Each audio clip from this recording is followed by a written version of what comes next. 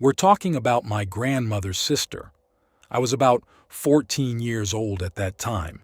I don't remember all this, because probably they didn't want to scare my sister and me. But later my mother told me this story. My mother was still young when one incident happened that she remembers to this day. My great aunt, let's call her Grandma Valia, had a large lilac bush growing in her yard. Huge branches with flowers were fragrant in the yard in May. Grandma Valia loved this bush and looked after it just like her own child. The only negative was that the branches also bent over the neighbor's fence. Apparently, he became jealous or tired. He completely broke off the lilac bush on his side. Granny Valia got up the next morning and saw this sight. The bush stood half scratched. What she treasured and took care of became almost ugly. Oh, Grandma's anger knew no end. She said, "Nothing, he'll regret it. There's no point in touching someone else's property," and didn't talk about it anymore. And a few weeks later, the neighbor died. What is this? A coincidence? No. Mom also knew that Grandmother Valia taught her own granddaughter something, but she, apparently, either didn't want to or couldn't accept it, and that's where it all ended. The gift was never passed on to anyone. And then the day came when Valia's grandmother died. Everyone came to the funeral. Everything was according to the script. Everyone goes to the cemetery. The weather was surprisingly warm. Despite the fact that it was winter, the snow simply melted underfoot. In general, we visited the cemetery. We returned to the yard where Grandmother Valia lived. The grandmother's daughter begins to open the door with the key, pulls, but the door is locked. She starts turning the key again, but cannot open it. Everyone was in a panic. At first they thought that someone was left there. Well, you never know. Someone felt bad. No, they knocked and called. It was all in vain. We had to remove the doors from their hinges. And what do you think? The door was closed from the inside with a bolt. It could not close itself, as it was like a huge valve. The daughter walked around the house, but there was no one there. How could the door close? Afterwards, everything went without incident. Only after the funeral, my brother, who moved there to live with his wife, heard someone walking around the house more than once. Grandmother Valia's husband, who also lived in this house after the funeral, also heard someone or something walking around the rooms. Got up, checked the door, maybe there were thieves, but no, everything was locked. This is how everything continued until the 40th day. For as long as I can remember, I have always seen what others cannot see. As a child, everyone blamed it on a rich imagination and great sensitivity, and I still like to reassure myself. In adolescence, we were guilty of age-related changes, an immature nervous system, anything but the most obvious. And the most obvious thing is that I really just see what others cannot see. There were several people in my life who understood and accepted me with my secret. The first person is my mother, who, by the way, always felt everything differently from others. Many said that our family was abnormal, but they themselves ran around on all issues, cried into their vests, asked for help, and my mother helped as much as she could. She never twirled crystals in her hands and very rarely laid out cards. Usually she just said what she felt, and it turned out to be true. This is probably why it was easier for my mother to live with such a secret than for me. She managed to filter this incredible amount of information that came to her, but I can't do that. I remember the first time I saw what my mother later called the shadow. We then walked from the lake, having swum to our heart's content. I was about 7 or 8 years old. It was fun, so I couldn't even think about something like that. And I saw a man standing on the very edge of the bank, slightly hidden behind a bush. At first he looked at all of us, somehow sadly and detachedly, and then he looked at me, also in surprise. He seemed surprised that someone noticed him, And my mother then said in my ear that she saw him too, and asked me to describe him. The description matched completely. We saw the same thing. So my mother and I had a common secret. And this is how my life went. I saw them everywhere, on the street, in transport, even at school.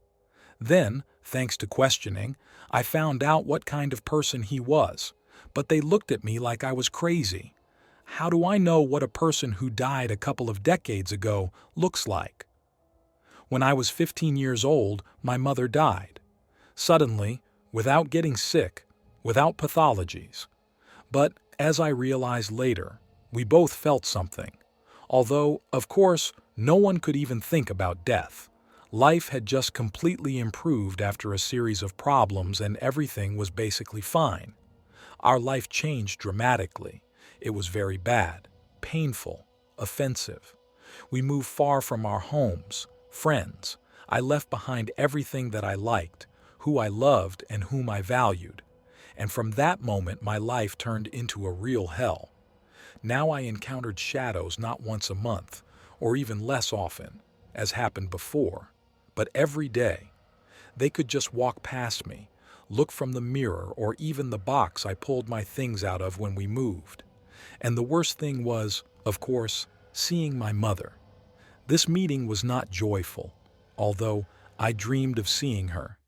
This happened a couple of days before the funeral. I woke up at about 2 a.m. I was tormented by terrible thirst and brutal cold.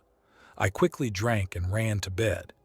And then something began that still terrifies me. My own mother, not at all resembling her living self, was crawling towards me along the wall.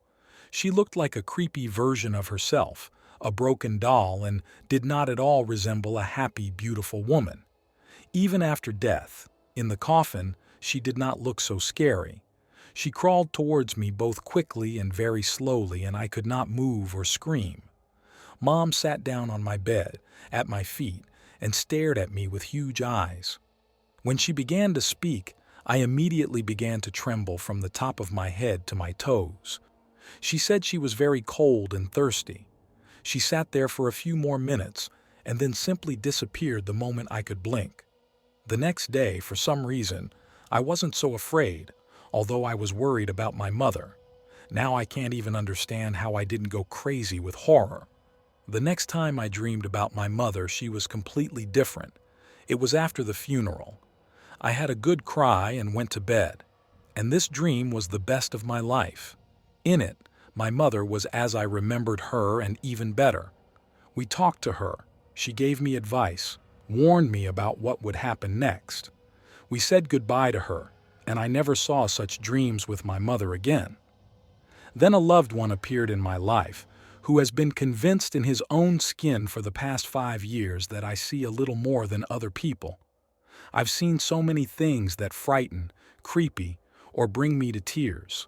For example, at the funeral of our mutual friend, I clearly saw him standing next to his crying parents and trying in vain to console them. He didn't even immediately realize that I saw him. And so, every time, as if for the first time. You can't get used to this. These shadows are always nearby. Know when goosebumps run down your back for no reason and your neck freezes as if from a cold breeze. This is a shadow that has touched you, trying to attract attention. I'll tell you a story that happened to me in childhood, but bothers me to this day. Mid-June, like all children, I was sent to my beloved grandparents for the summer to gain strength after a difficult school year in the urban concrete jungle. Their house was large, 3 rooms, one of which no one lived in. I never liked her. I remember there was an unpleasant feeling in that room, as if someone was looking at you. The summer was fun, without worries. In the morning I helped my grandmother with the garden, and the rest of the day was at my disposal. I came in the evening. Grandma had already fallen asleep, and Grandfather was sitting on the porch, looking at the stars. Sometimes at night I couldn't sleep. Grandpa would come from the porch and ask, "Why aren't you sleeping?" I mumbled and answered that I couldn't sleep. Then Grandpa would tell me to count the stars before going to bed, and I would smile back, but it wasn't all summer so great. At the beginning of August, my grandfather died in that ill-fated room. He had a heart attack. The funeral took place. After that, my grandmother became not herself. At night, she calls for her grandfather in her sleep. During the day, she is all broken. Here is another night. I can't sleep, and I hear my grandmother talking again in her sleep. I didn't pay attention to it until I heard someone enter the room. I heard their dialogue, but did not see. My eyes were closed. I could only see the shadow of the nightlight across the room through my eyelashes. And then, I don't know what prompted me to open my eyes slightly. I was dumbfounded with horror. My grandfather stood in the room in a funeral suit, looking as if he were alive. Grandfather noticed that I was looking at him and said something that remained in my memory forever. "Why aren't you sleeping?" At that moment, I just wanted to pass out. But after this thought, my grandfather went into the very room where he died. I didn't sleep until the morning. I was shaking all over. Over breakfast, I asked my grandmother if she remembered what she talked to grandfather. Surprisingly, she replied that she didn't remember anything. Since then, I have been dreaming about my grandfather with that very phrase. I remembered this incident for the rest of my life.